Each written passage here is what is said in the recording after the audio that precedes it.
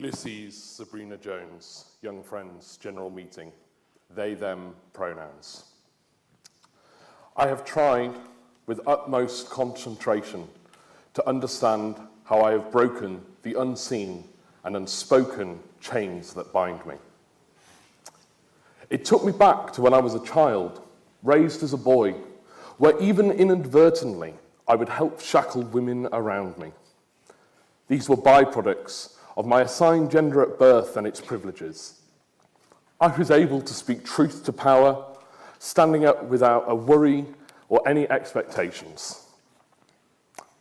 I revelled at times, particularly in adolescence, in that power, something I look back on with great guilt. But I remember we are all learning and unlearning, and that there is that of God in everyone. By the time I came to Friends, I began to better understand compassion, not its simple, literal definition, but what it meant in our day-to-day actions in the world around us. It helped me be a better ally to those who were shackled by the privileges I carried. It has always helped marginalized people see their true potential when not stuck under the unseen and unspoken chains from society.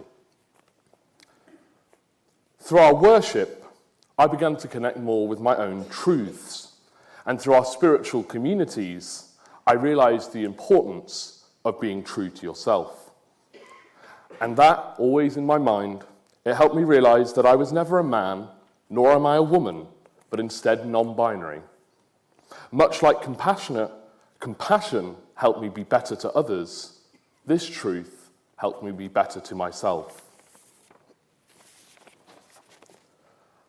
As I began my transition, I have freed myself from one set of chains, but I have suddenly felt as if others have been put upon me. I can often be met with barriers, thanks to a mythology that demonizes transgender people. I have simply wanted to liberate myself and others, never inflicting shackles once again. And despite my weariness at times, my fears and anxieties, I am led with my heart and mind. I hope that together we can once again find an equality that is made both from our truth and compassion.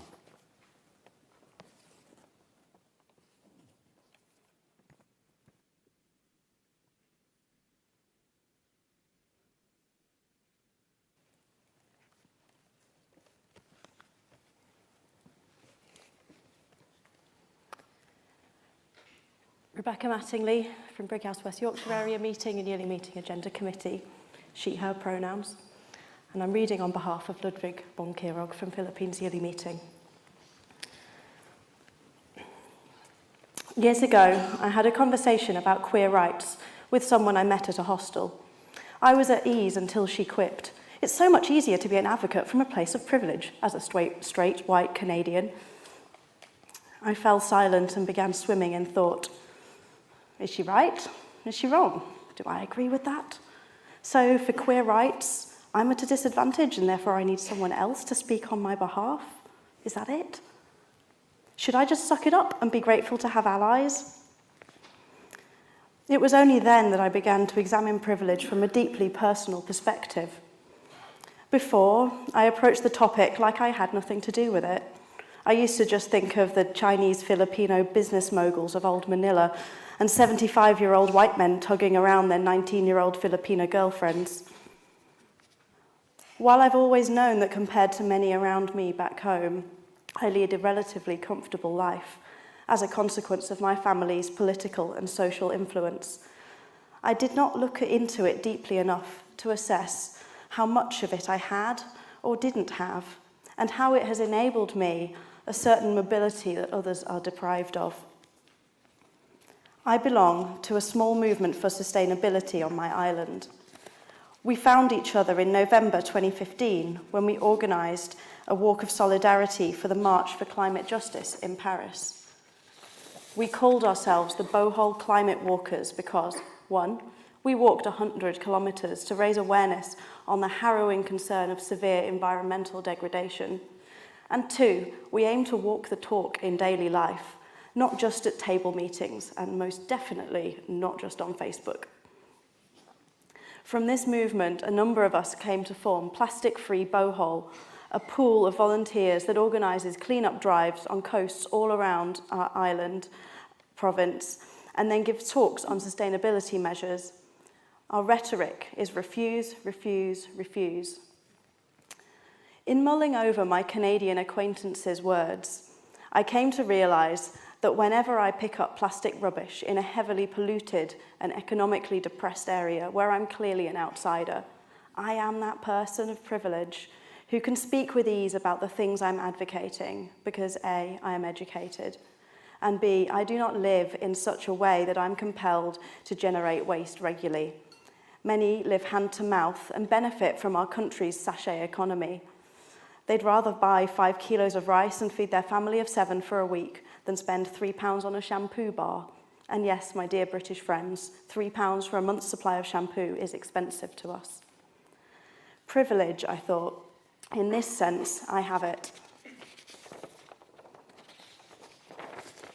And then came white people who spoke so confidently about oceanic plastic pollution, like they were authorities on the subject. I always say that this plastic culture was never an Asian thing before the United States of America introduced it to us in an effort to prove that planned obsolescence as a business model works to relieve the USA of their self-inflicted economic quandaries brought about by a war their bankers made so much money from. Privilege, truly. In this case, white privilege. However, instead of resisting their presence, we've taken advantage of it. We found that more people joined us if we let the white people talk, because Western media has led many Filipinos to believe that whites are superior. It's a bit sad, but quite clever. On another note, I might also add how we had an easier time advertising our AVP, Alternatives to Violence, workshops, back when the project was young in the country and needed the support of visiting facilitators from Australia. Don't get me wrong, I love you all. I don't have anything against white people, but the privilege that you have is sickening. It's a deeply embedded thing in global culture, brought about by European colonization and the colonial mentality in the former territories continually fueled by capitalism. Avon notices that Asians like to have pale skin, and bam, whitening this, whitening that. It's frustrating, and I deeply wish privilege weren't a factor for consideration in trying to get our message across, but it is, so we have to work our way around it and use it. Privilege is power that for many people is not earned. It's often a lottery, win or lose from birth. As much as I scoff at the privilege of pretentious, white, raw, vegan, plastic-free ocean care advocates, I have a significant edge of it in myself in comparison to many where I live. It may be paradoxical to suggest, but perhaps if one detests privilege so much, one may use it toward ending social inequality and inequity, and maybe one day one would wake up to rejoice that one no longer has it, as does anyone else.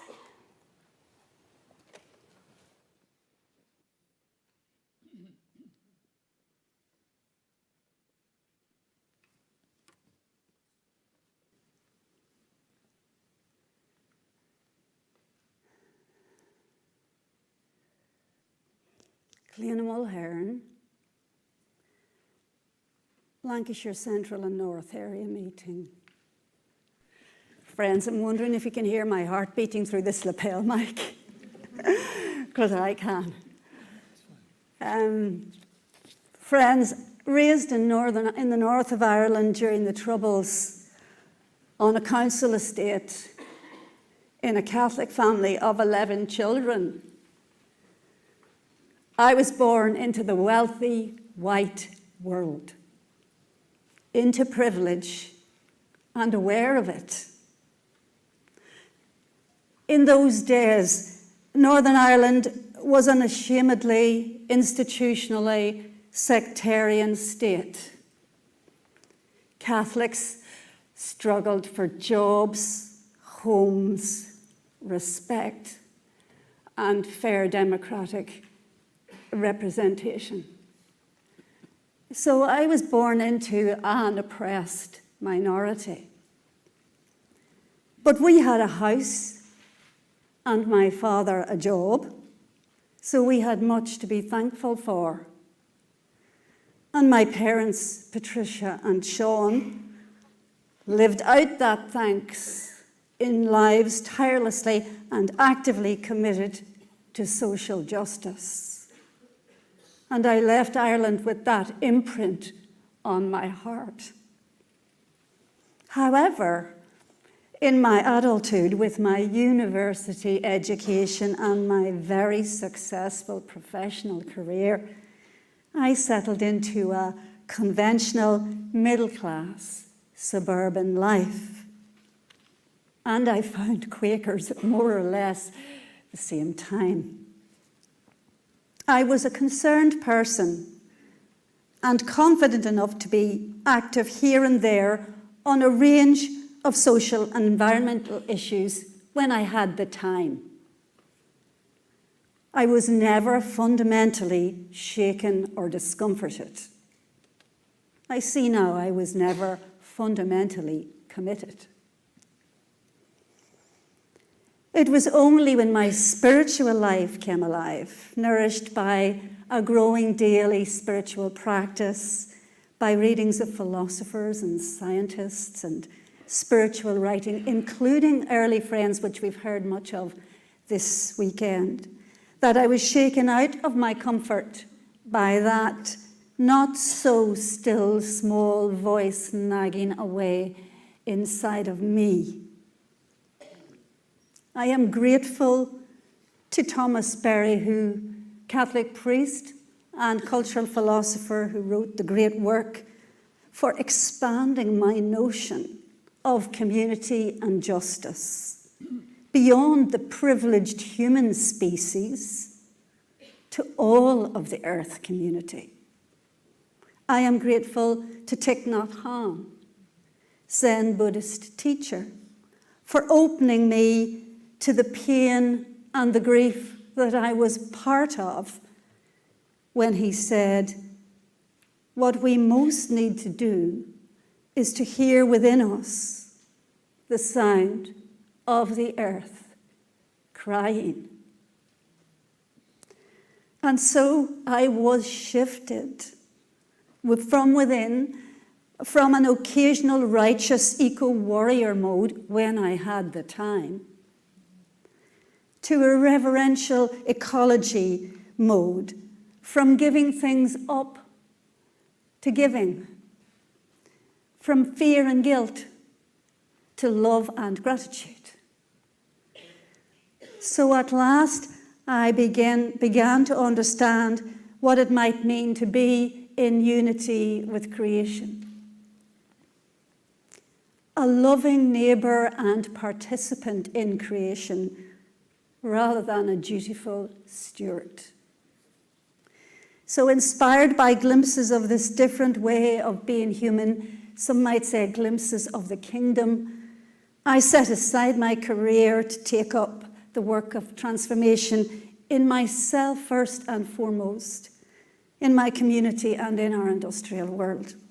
Downsizing to a small eco-home, a smaller life entirely in travel and consumption and food choices, working in sustainability, education, campaigning, standing at the gates of Quadrilla's fracking site to speak truth to power, to speak up for the sacredness of life. It's a little like this for me now. When my son Louis was growing up, I cared for him in every way. Not for fear that I would get in trouble from social services. Not out of a sense of moral duty, though it was a moral duty. Not because I feared for his well-being, though I did fear for his well-being. I cared for Louis because I loved him. So in the same way now, I have come, or I have been brought, to care for the earth community and earth justice, because I love